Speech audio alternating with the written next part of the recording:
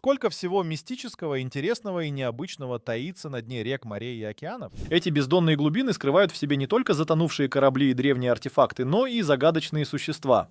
Здесь, в мраке подводного мира, обитают тайны, способные пробудить страх и восхищение одновременно. Ледяная рука смерти медленно тянется из темноты, оставляя за собой след замороженных жизней. Сад угрей притаился среди водорослей, готовый к нападению в любой момент, а водяные кольца, возникающие из ниоткуда, словно зовут смельчаков разгадать их тайну. Но зачем описывать это? Вы сами увидите все своими глазами, погрузитесь в этот мир загадок и откройте для себя его зловещую красоту. Многофутовый червь.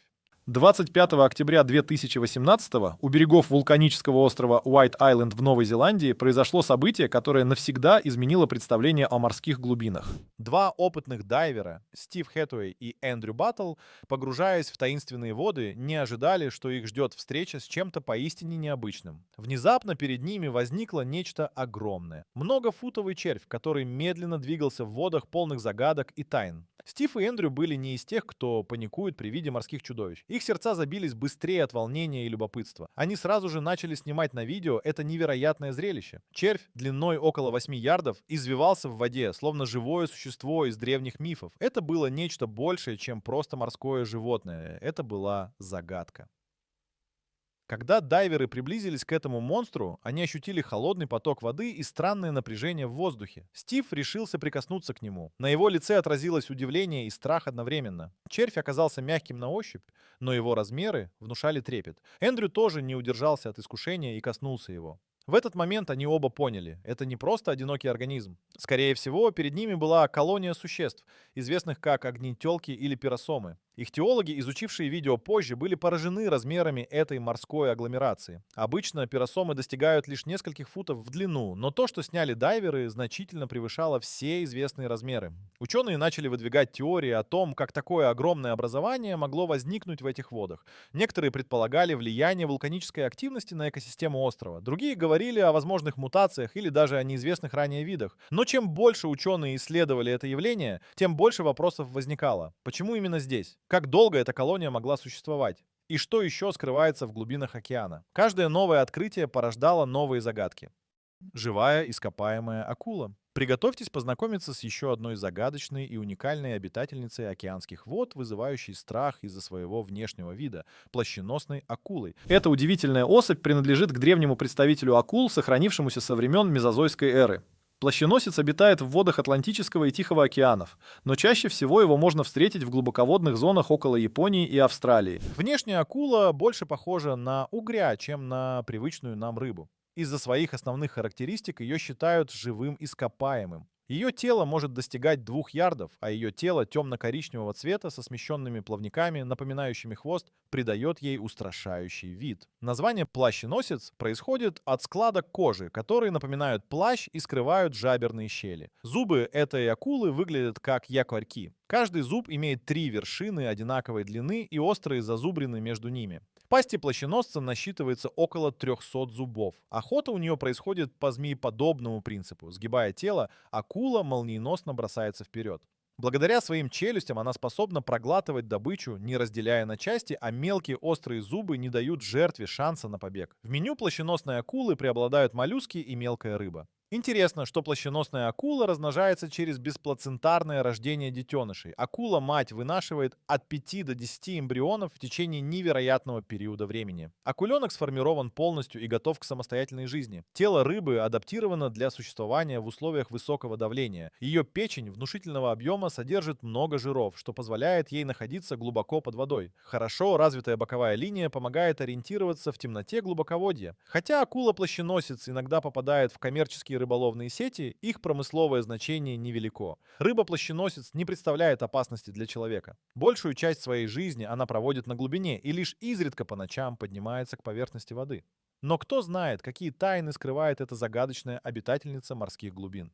Угри. А теперь представьте себе, как в далеких Гималаях звучит хоровое звучание монахов. Мы никогда этого не видели, но подобное таинственное собрание можно обнаружить и среди обитателей морских глубин. На дне Акапского залива Красного моря скрывается поселение угрей, которые ведут свою жизнь в полном уединении. На глубине 16 ярдов, словно травинки на лугу, сотни ярдовых угрей покачиваются в ритме течения. Это не просто морские создания, это настоящие угри-монахи, живущие в своем собственном саду. Здесь царит гармония, пятнистые угри и красноморские гаргасии, словно просветленные существа, отошли от суеты рыбного мира. Каждый из этих угрей вырыл себе нору-келью, чтобы избежать общения с теми, кто менее просвещен. Природа позаботилась о них, жесткая чешуя на хвосте позволяет им без труда рыть песок. А чтобы их укрытие не разрушилось, они обрабатывают его слизью, выделяемой с поверхности тела. В своем укрытии угри проводят дни в спокойствии и умиротворении. Их существование просто немногочисленные организмы и нежные движения волн. Вот и все счастье. Но только для продолжения рода они покидают свои укрытия. После исполнения супружеского долга они вновь возвращаются к своей размеренной жизни. Потомство отправляется в дальнее путешествие, оставляя будущее своих личинок на волю течения. Однако мирная жизнь угрей нарушается людьми. На берегу моря расположен курортный город Дахаб, где дайверы стремятся увидеть этот дивный мир. При слишком навязчивом интересе со стороны человека все угри сразу же скрываются в своих убежищах. У них есть защитный механизм, который настолько развит, что его долгое время не могли изучить ученые. Хотя подобные собрания угрей встречаются в Индийском океане, у берегов Африки и Австралии. Красноморская гаргасия уникальна. Она эндемик. Такой рыбы нет нигде больше.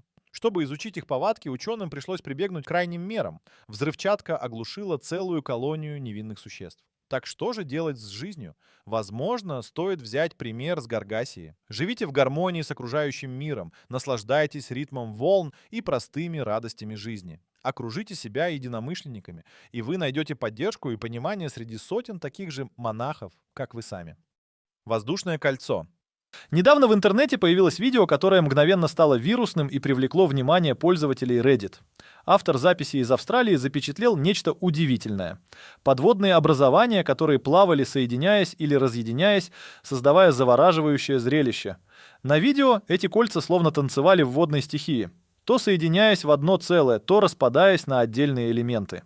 Зрители были поражены этим явлением и начали активно обсуждать его природу. На момент выхода видео собрало более 44 тысяч просмотров, но единого взгляда на происходящее так и не возникло. Один из комментаторов признался: «Я смотрю на что-то непонятное, и это меня загипнотизировало». Другой добавил с ноткой удивления: «Не знаю почему, но это заставляет меня думать об инопланетянах». Что же это может значить? Что касается этого загадочного явления, оно до сих пор остается предметом изучения в области гидродинамики. Возможно, подводный мир пытается передать нам какое-то послание или просто шутит над нами. Тайна этих колец продолжает интриговать и будоражить умы зрителей по всему миру. Желеобразные предметы. Порой в глубинах моря и на его берегах можно наткнуться на поистине странные предметы, происхождение которых остается загадкой. В последние годы исследователи, погружающиеся в воды северо-восточной части Атлантического океана, стали свидетелями удивительного явления. Огромные желеобразные объекты медленно перемещаются в водной стихии. Согласно самой распространенной версии, это скопление яиц кальмаров, заключенные в защитную оболочку. Несмотря на то, что эта теория существует уже давно, подтвердить ее не удалось. У исследователей не было возможности изучить эти образования. Чтобы разгадать эту тайну, группа исследователей под руководством Халдис Рингвальд из исследовательской организации Sea Snack Norway решила взять дело в свои руки. Ученые обратились к дайверам по всей Европе с просьбой делиться информацией о студенистых сферах и собирать образцы их материала. В результате Рингвальд и ее коллеги собрали информацию о 90 находках, сделанных с 1985 по 2019 у берегов Норвегии и в Средиземном море, а также в водах Швеции, северного побережья Испании и восточного побережья Великобритании.